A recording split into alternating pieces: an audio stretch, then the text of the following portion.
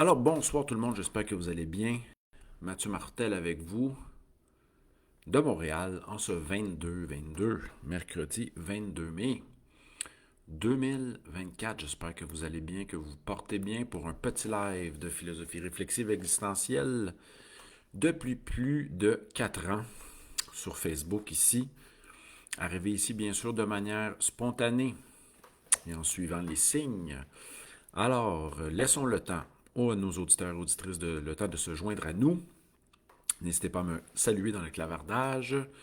Vous voyez le thème déjà inscrit, annoncé à l'écran, que nous allons traiter dans quelques instants, en commençant bien sûr à partir à partir d'une anecdote qui m'a amené au sujet de ce soir, car on m'écrivait quel sera ton thème de ce soir, quel sera le sujet de ce soir. N'hésitez pas à me dire bonsoir et me dire si me signifier, à savoir si le son est adéquat et que l'image est convenable. Nous sommes sur Facebook Live en direct de Montréal, dans mon nouveau gîte de la conscience. Vous savez que je baptise mes lieux à chaque fois que je déménage. Et si vous retournez dans la section vidéo, vous allez avoir toutes nos rencontres, même jusqu'à nos premières. J'en étais à mes premiers balbutiements en mars 2020. On a plusieurs enregistrements, mais aussi allez voir dans ma section événements, car nous avons un événement dans 3 mois. Nous sommes en congé concernant les rencontres Zoom. Et peut-être y aura-t-il d'autres conférences en présence qui vont s'afficher. Si vous m'invitez, je serai parmi les vôtres. Si bien sûr, il est facile pour moi de vous rejoindre. Alors, si vous avez un petit groupe et vous voulez faire un événement, n'hésitez pas à m'écrire sur ma page mathieumartel.com dans la section Contact. Alors, on y va ici avec les informations. Et on va entamer notre thème dans quelques instants qui s'intitule Qu'est-ce que comprendre? Mais je vais commencer le tout en me fiant sur une anecdote. En entamant ma réflexion sur une anecdote, sachez que nos rencontres sont toujours faites de manière inspirée, inspirante et intuitive.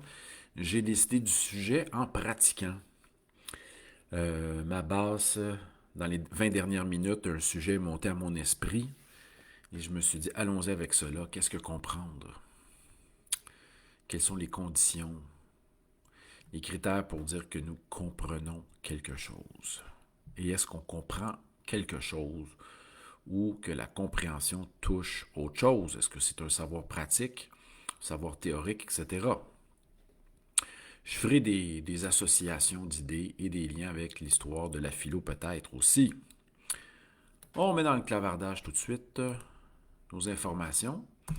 Concernant notre prochaine rencontre qui aura lieu le 17 août, un samedi, c'est nos rencontres du samedi une fois par mois, on recommence le 17 août. Cette joie simple et accessible, cherchons-nous plaisir ou joie? Que cherchons-nous, plaisir ou joie? Y a-t-il une différence entre le plaisir et la joie?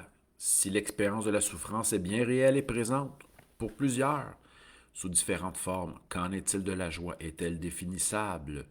Se présente-t-elle sous des aspects variés? Venez réfléchir sur le sens de la joie d'un point de vue philosophique le 17 août. Alors, pour vous inscrire, vous allez dans le lien, dans le clavardage. On a déjà 2 inscrits. Il y en aura peut-être d'autres. On s'attend à une belle rencontre dans 3 mois. Vous avez le temps de vous inscrire. Et sachez que si vous ne pouvez pas être là le samedi 17 août à 10 h du matin, et ça dure jusqu'à 11h30 heure de Montréal, vous allez pouvoir le réécouter en différé.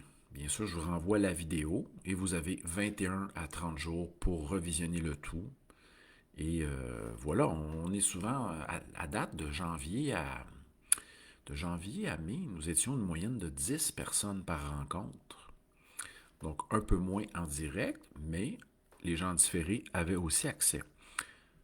Alors voilà, c'est ce qui s'en vient. On a eu aussi au début du mois de mai, on rappelle, une belle invitation au YMCA Park. On remercie Vanda et le groupe du Café Rendez-vous de m'avoir invité. Ça sera à refaire, bien sûr, à l'automne, j'espère. Et voilà.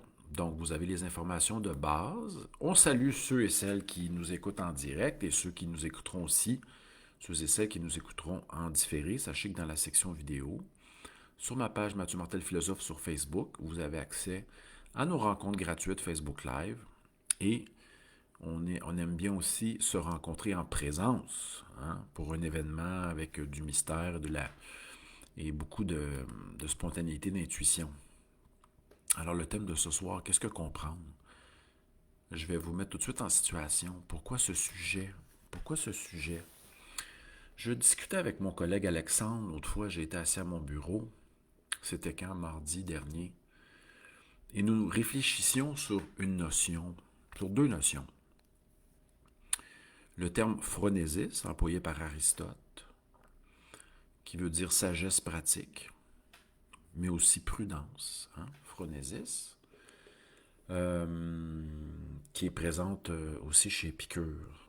Donc cet aspect qui fait partie de l'âme, bien sûr, de l'âme, cette faculté de la prudence, mais qui n'est pas, qui est quelque chose qui supplante cette notion, qui est la dianoia.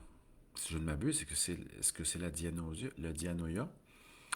Non, le nous, je m'excuse. Le nous, la dianoia, c'est autre chose. Attendons, allons voir ici. La dianoia, ok, grec, ok, voilà, c'est donc que ce terme-là, hein, il convient également de distinguer la dianoia, l'entendement qui désigne chez Platon comme chez Aristote l'intelligence, voilà, qui est cette intelligence discursive, hein? La dianoia, voilà, c'est drôle parce qu'avec Alexandre, nous ne parlions pas de la dianoia. Je vais y aller avec la petite définition de la phronésis en passant. Voilà, phronésis. Ce sera pas long. Phronésis en grec. Voilà. Réflexion, hein? L'acte propre de l'âme, la pensée, l'exercice. Voilà. Qui est la condition pour atteindre la sagesse. Bon.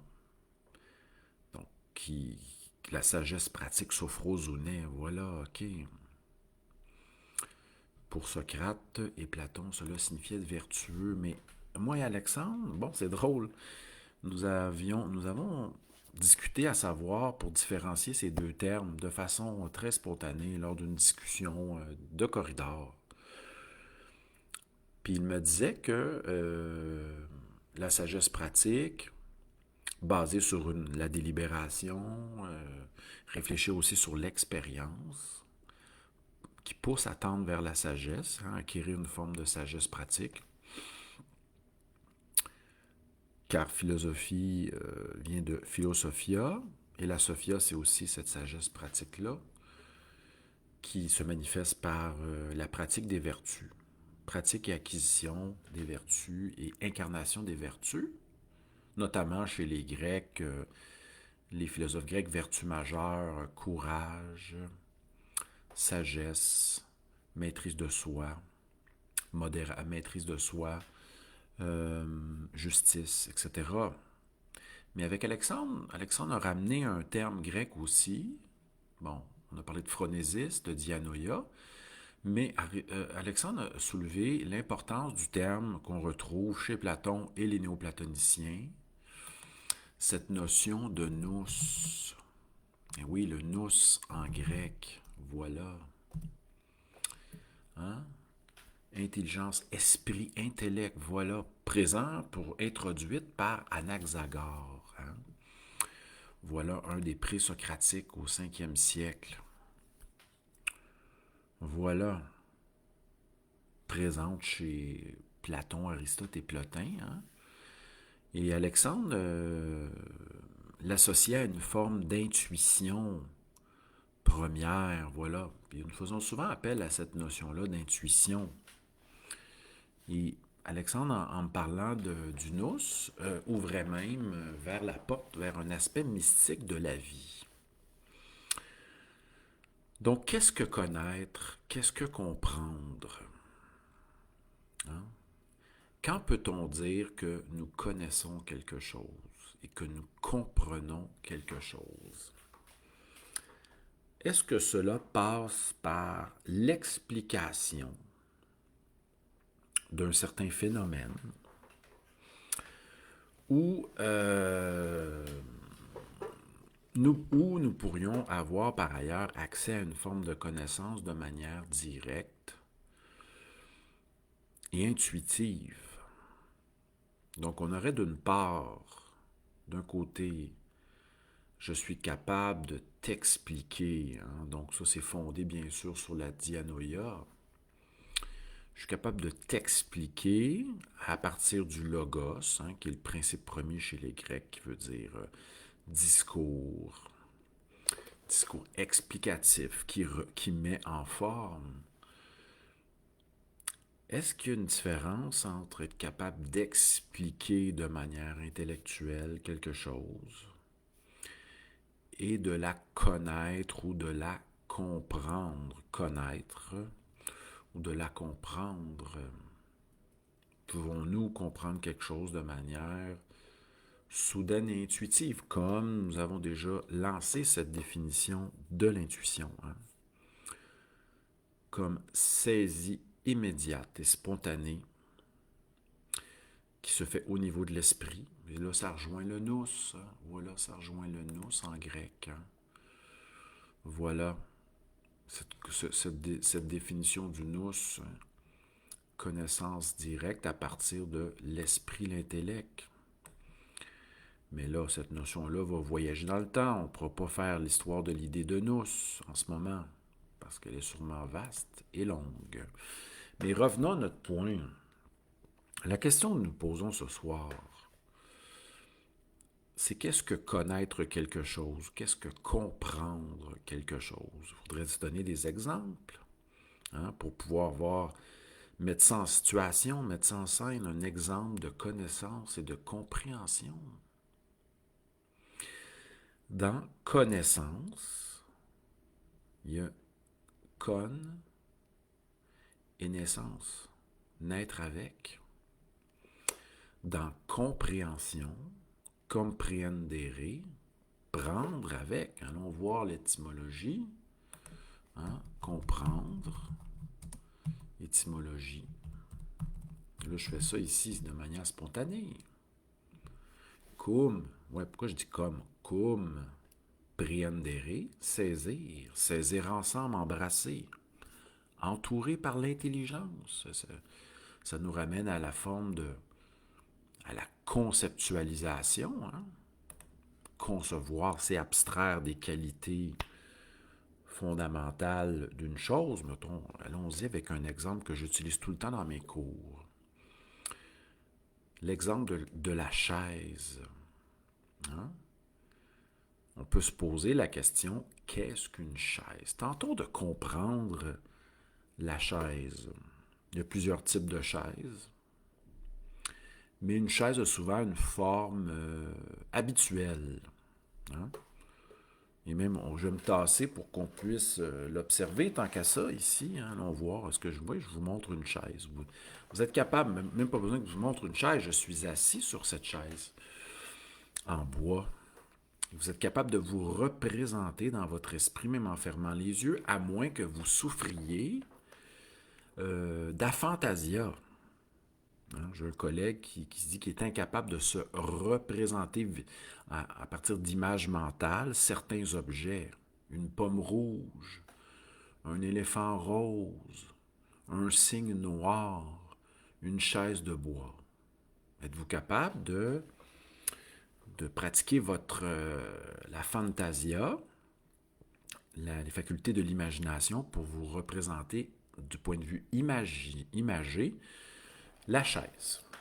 OK, tantôt on va essayer de comprendre ou de connaître, hein? Connaître, naître avec, peut-être participer de manière active au niveau de l'esprit pour essayer de comprendre ce qu'est une chaise. Et quand on dit tantôt comprendere, saisir, on va abstraire les qualités générales. On va s'imaginer être dans une classe et visualiser une trentaine de chaises. Donc, allons-y avec des chaises qui ont des pattes en métal et un siège et un dossier en plastique. Allons-y, couleur orange, grise, OK? Et pourquoi pas certaines chaises avec des dossiers en bois. OK? Donc, on a une trentaine de chaises variées. Et là, nous voulons comprendre, on pourrait se poser la question d'où vient la chaise? Hein? De quoi est-elle constituée? De quels matériaux? Ce seraient des questions qu'on pourrait se poser. Mais en philosophie, on veut se poser la question de la chose. Qu'est-ce que cette chaise? Hmm? Quelles sont les caractéristiques communes propres à toutes ces chaises dans la classe et dans cette école? OK, on fait cet exercice-là ensemble. Donc, on tente de comprendre. À partir d'un exemple concret, Schopenhauer disait que si on est capable d'illustrer avec un exemple, l'exemple va nous aider non pas à définir le concept de chaise, ni à bien comprendre ce qu'est une chaise, mais c'est Schopenhauer qui disait que celui qui est capable d'exemplifier, d'illustrer ce dont il parle, ça vient bien compléter l'analyse ou l'aspect intellectuel. Alors, en philosophie, on s'intéresse au quoi et au pourquoi. Là, on veut comprendre ce qu'est la chaise. On pourra se faire aider par la suite en questionnant, en mettant le pourquoi. Pourquoi utiliser une chaise par la suite. OK? Fait qu'on va commencer avec le quoi ensemble. J'en profite pour vous saluer ceux qui viennent de se joindre à nous. Si vous appréciez ce que je fais de manière spontanée, vous pouvez partager sur votre page à vos amis comme ça. Sachez que nos rencontres sont gratuites et faites de manière spontanée. On salue Cathy, Mélanie et Martine qui sont présents et ceux qui nous écoutent en secret et en différé. Alors, je suis directement de Montréal, près du Parc Jarry, dans ma nouvelle demeure ici, le gîte de la conscience. Alors, on s'amuse. Avant, j'ai été au loft du philosophe, le studio 9, etc. On s'amuse et on se promène. Alors, qu'est-ce qu'une chaise? Qu'est-ce qui est propre? Et lorsqu'on conceptualise, on veut abstraire des caractéristiques communes propres à la chaise. Certains commencent, lorsqu'ils définissent, à dire dans quelle catégorie pourrait s'inscrire la chaise. Et j'ai tenté de le faire. On pourrait se poser la question suivante. La chaise est un type de quoi? Vous pouvez me répondre dans le clavardage.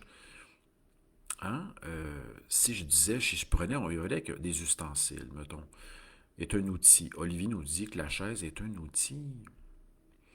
Mais si je dis marteau, tournevis, pince, agrippante, là, on peut intuitivement dire, ah oui, ce sont des outils. Parfait.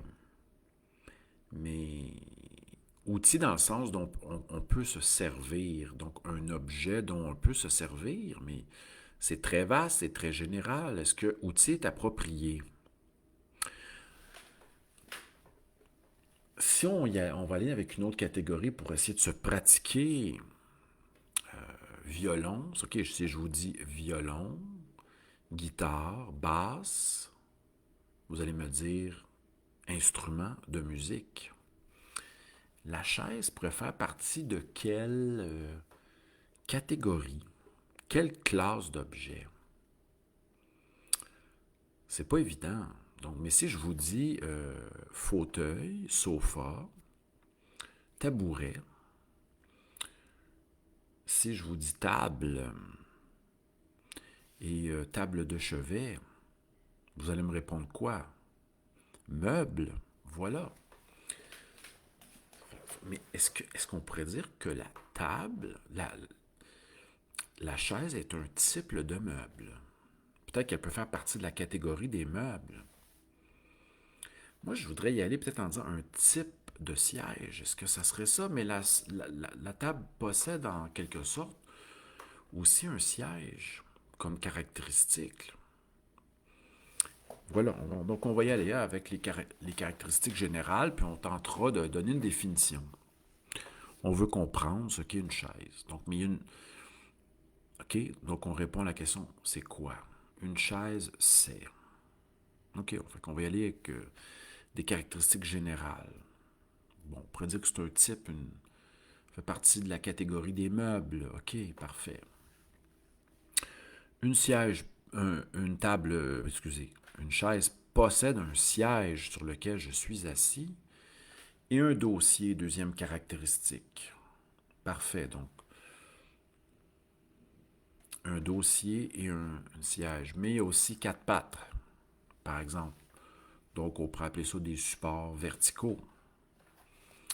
Posons-nous la question. Une chaise est un type de meuble constitué de quatre pattes, un dossier et un siège. Voilà. Est-ce qu'il y a d'autres objets? Et là, si on veut être un peu cartésien, on pourrait se dire, est-ce que c'est clair et est-ce que notre définition, elle est claire et distincte? Est-ce qu'elle s'applique nécessairement à la chaise? Est-ce qu'il y a d'autres objets qui ont quatre pattes, un dossier et un siège? Ah, un tabouret, un siège, souvent quatre pattes, mais pas de dossier. Une chaise suspendue qu'on attache avec une chaîne au plafond. Un dossier, un siège, mais elle est suspendue par une chaîne au plafond. Il n'y a pas quatre pattes. Donc, qu'est-ce qui est propre à toutes les chaises dans la classe? Je pense qu'on ne fait pas erreur en se disant intuitivement la définition que je viens de lancer. Là, on est dans le quoi. Et là, dans l'époque médiévale, ils vont parler, ça c'est les caractéristiques essentielles, invariantes.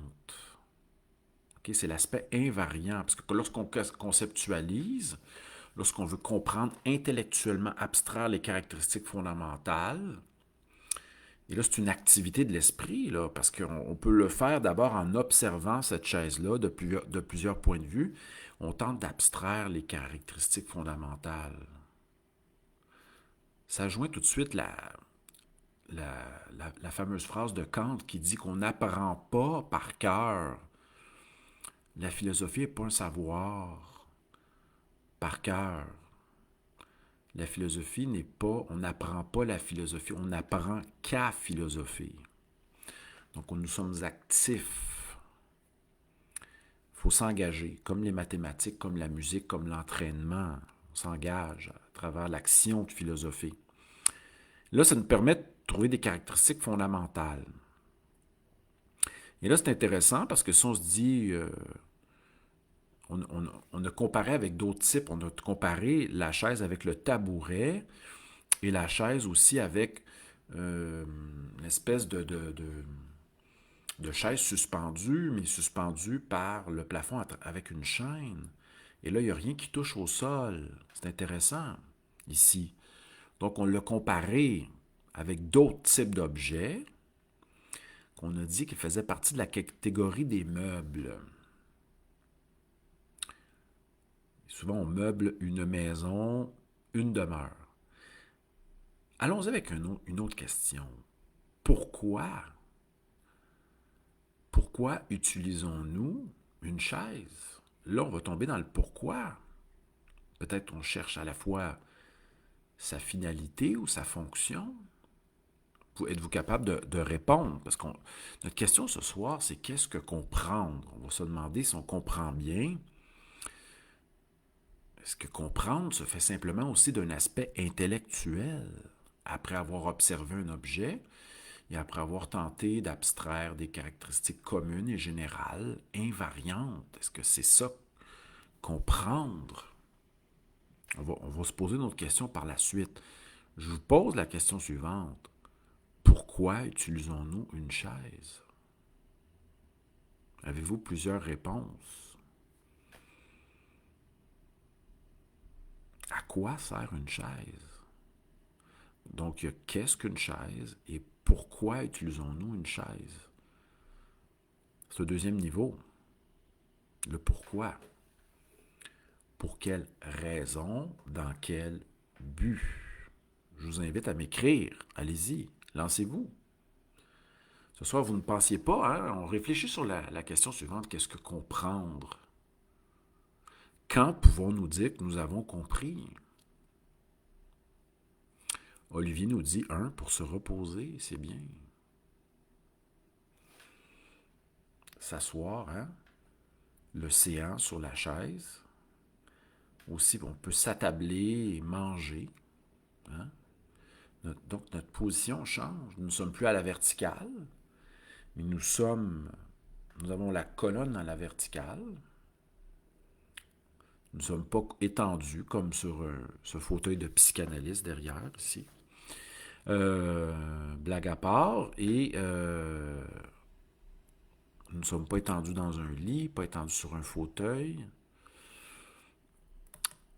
Olivier nous dit que c'est l'outil de notre repos. Mais attention, Olivier, est-ce que le lit, peut-être que ta définition ne fonctionne pas tout à fait parce que le lit est aussi l'outil de ton repos.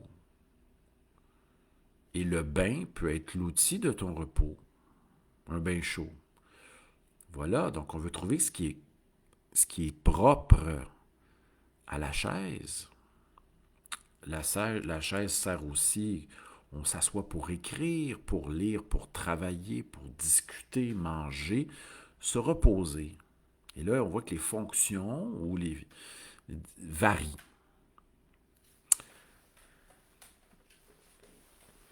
Regardez, on va. Celui ou celle qui a inventé la chaise, selon vous, le tout a commencé par quoi? S'asseoir sur une roche, sur un tronc d'arbre qui s'était effondré au sol, un arbre qui avait chuté ou tombé. Donc, Olivier m'appelle Monsieur Chaise. Bon, salutations Olivier, mais regardez d'où origine la chaise, donc. Quel est l'ancêtre de la chaise? La roche sur laquelle on s'assoit près d'une rivière, d'un lac, le tronc d'arbre. Et certains ont commencé avec des outils à sculpter le tout. Là, c'est une autre question. La personne qui a dessiné le modèle de chaise, c'est autre chose aussi. Il y a la personne qui conçoit la chaise, qui conçoit aussi des variantes, qui va la sculpter, la réaliser, c'est autre chose. Hein? Donc, vous voyez, quand on pose la question, qu'est-ce que comprendre? C'est vaste. Qu'est-ce que ça implique que de comprendre? Allons-y avec un autre exemple.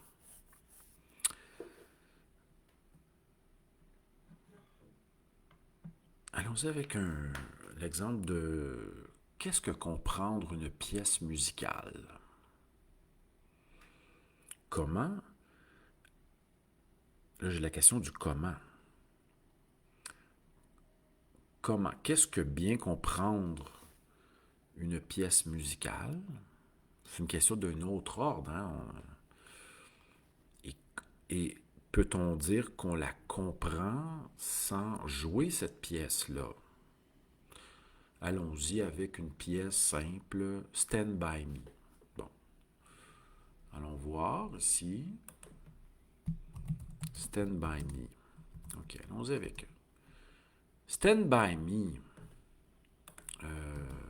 Chanson. Bon, tout le monde connaît Stand By Me. De Ben E. King. OK, allons voir ça. Attention, interprété par Ben E. King et composée et écrite par lui-même, accompagné de d'autres personnes. OK, parfait.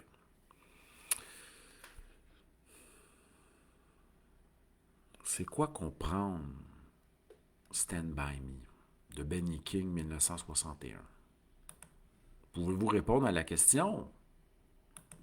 Je vous pose la question. Elle est bonne, hein? Qu'est-ce que comprendre la chanson Stand By Me? Et là, la question du comment, c'est une autre chose. Comment savoir ou quels sont les critères qui nous permettent de nous dire « je comprends ».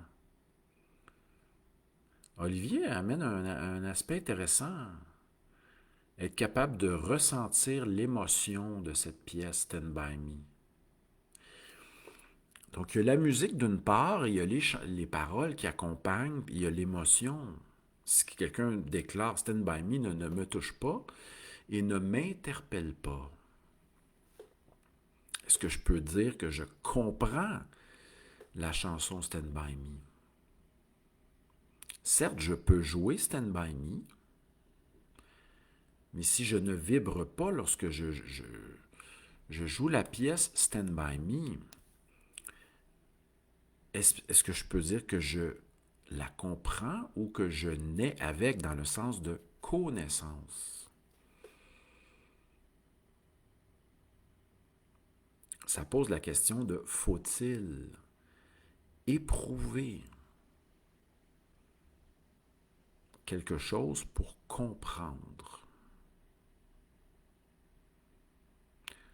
Comprendre, est-ce une saisie intuitive, directe? Est-ce la capacité d'expliquer quelque chose ou troisièmement, éprouver? Et là, je vais avec un autre exemple. On parle vraiment d'une pièce musicale blues, sûrement. Est-ce que c'est ça? Rhythm and blues, aha! Donc, ça rentre dans la catégorie, le genre Rhythm and blues. 3 compositeurs, 1961. Voilà, qu'il y a eu beaucoup de reprises, hein? Chansons américaines, de multiples reprises. Incroyable. Même John Lennon. Ah oui. Reprise et traduction, wow. Ah, bonne question, les amis, hein?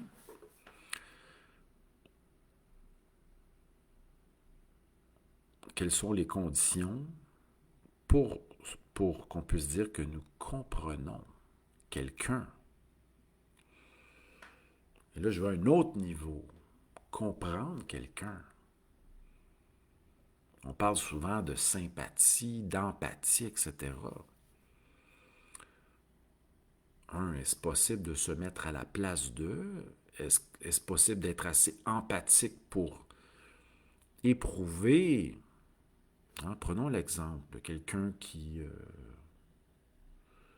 était dans une relation et s'est fait quitter par quelqu'un qui... Bon, la personne aimait quelqu'un, la personne A, disons Annie, est en amour avec Robert, mettons. Mais c'est Robert qui quitte Annie.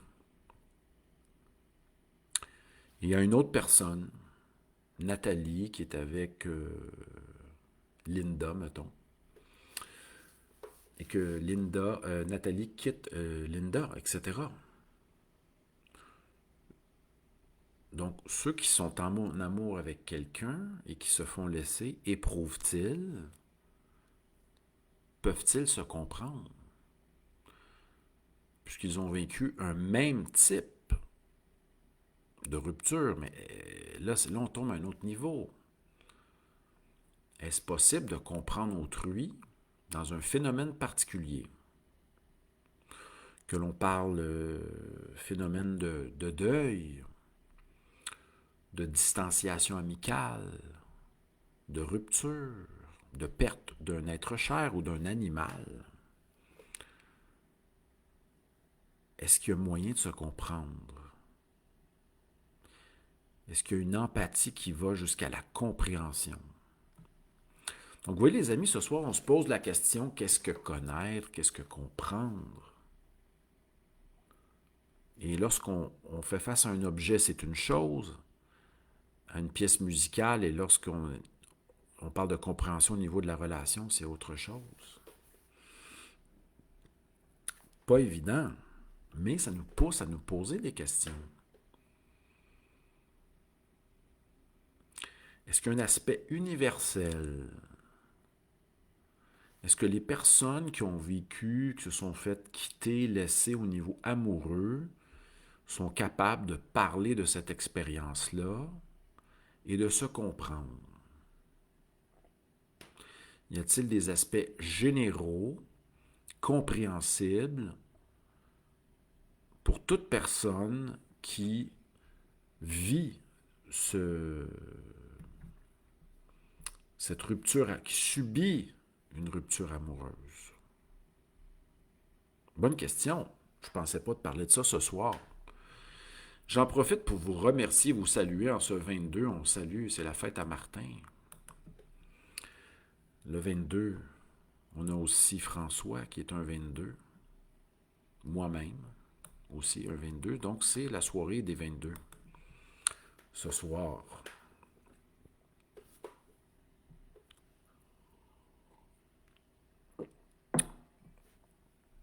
Voilà, donc tout a commencé, cette réflexion-là a commencé lorsque je discutais dans le corridor avec mon collègue Alexandre,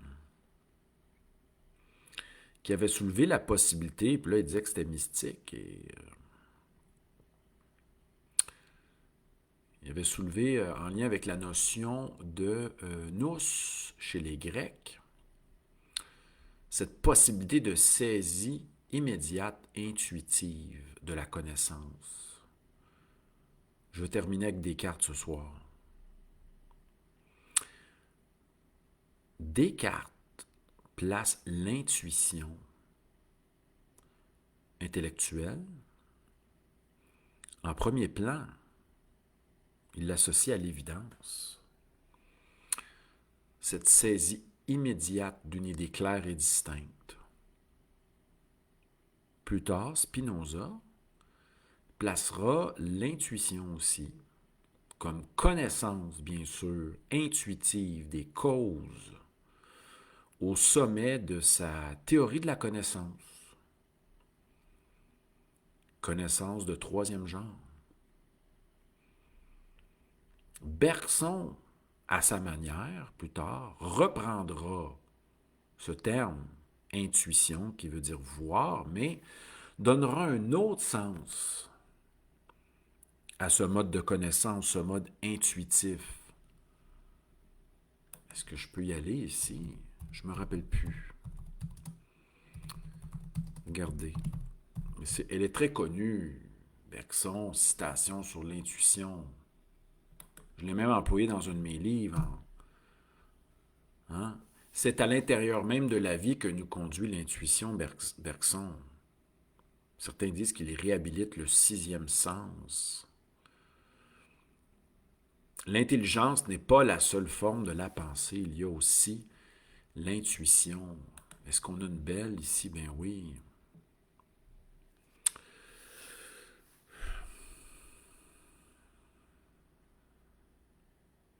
Est-ce que je l'avais, cette belle citation de Bergson sur l'intuition? Je ne l'ai pas ici. Mais, écoutez, rien de mieux qu'un grand mathématicien du nom de Poincaré qui a inspiré Einstein pour sa théorie de la relativité, semble-t-il. Ben oui, Poincaré. C'est avec l'intuition que l'on trouve et avec la logique que l'on prouve que c'est beau. L'intuition, hein? Vous vous levez un matin. Vous ne savez pas pourquoi. Vous êtes appelé à faire telle action ou à aller voir telle personne ou à passer un coup de fil. Ça surgit en vous à travers une saisie immédiate au niveau diurne. Et même, vous pouvez aussi prendre conscience à l'intérieur d'un rêve. C'est merveilleux. Mais quand vous vous dites « je le sais », c'est cela. Mais la personne que vous allez rencontrer vous demandez « mais savez-vous pourquoi ?» Non. Vous faites un rêve, vous avez une vision, etc. Une idée vient à votre esprit. Cette idée-là vous surgit comme une lumière, une forme d'évidence. Certains, bon, c'est drôle parce que le fameux Eureka, il paraît que le Eureka ne vient pas du cher physicien grec. J'ai commandé un livre là-dessus, sur la déconstruction de toutes les formules attribuées aux scientifiques. Mais oui, le fameux Eureka d'Archimède, semble-t-il que ça ne vient pas de lui. Il n'aurait jamais prononcé ça. Comme la pomme de Newton. J'ai commandé ce beau livre que je vais lire. Il vient de sortir récemment, je crois, sur le questionnement. Oui, Mélanie, ça doit être un livre intéressant. Je vais en reparler quand je vais le recevoir prochainement.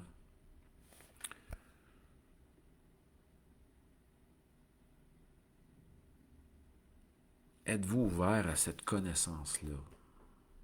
Mais on peut même mettre l'intuition en parenthèse et la vérifier par la suite. Intéressant. Pas obligé de...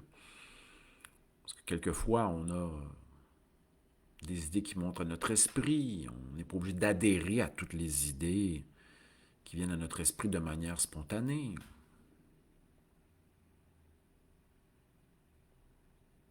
Hein, vous êtes devant quelqu'un, vous dites « je sais qu'il me ment ». Parfait. Vous pouvez dire « ok, lorsqu'il a dit telle chose, je sens qu'il est en train de me mentir ». Parfait.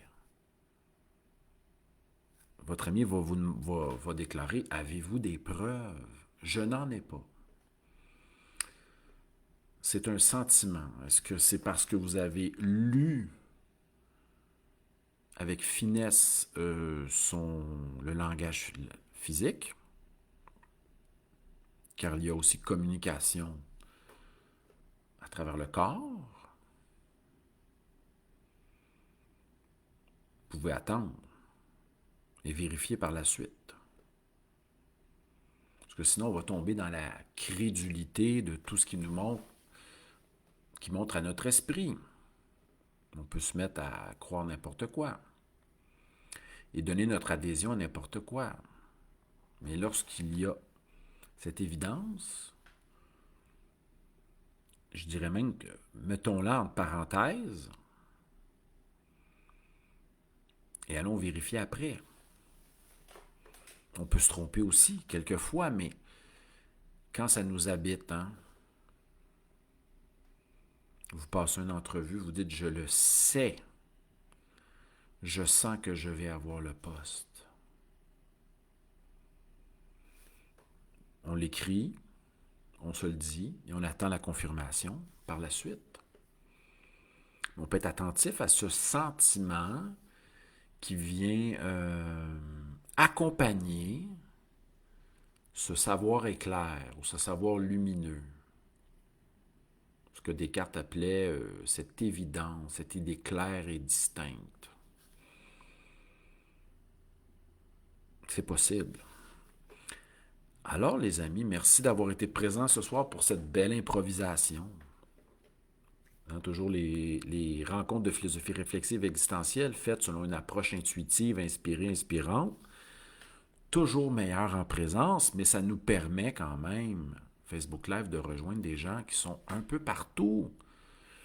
À travers le Québec, on salue même Ricardo, qui est là, il est dans le Maine, ça a l'air. Il va nous l'écrire, je ne suis pas dans le clavardage. Où est rendu Ricardo? Guylaine, elle a déménagé en plus.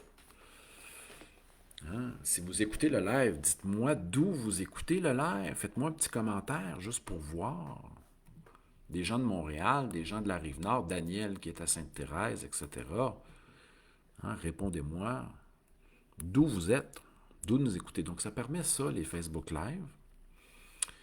Et on va se revoir probablement dimanche, oui, dimanche prochain, pour une suite. Ah, Olivier est à Saint-Sauveur. Merci, Olivier. Ah, il y a aussi Anton qui est dans les bois, là. Ben oui, Martin, on salue Martin Robillard aussi, qui est dans le nord également. Ben oui. Salutations à tous et à toutes. J'espère que vous avez apprécié cette rencontre. On se revoit, mais oui, dimanche, ça va être quelle date? 22, 23, 24, 25, le 26, oui, à 19 heures, dimanche, l'heure. Toujours de prédilection, 19 heures. Merci à tous et à toutes. Si vous avez apprécié, partagez. Au plaisir de se voir très bientôt. J'espère que vous avez apprécié. Bonne soirée, bonne fin de journée très chaude. Ça va se calmer un peu plus demain. À dimanche tout le monde, portez-vous bien et j'espère que vous avez apprécié ce petit périple de philosophie fait de manière toujours intuitive. À plus tard. Bye bye tout le monde. Portez-vous bien.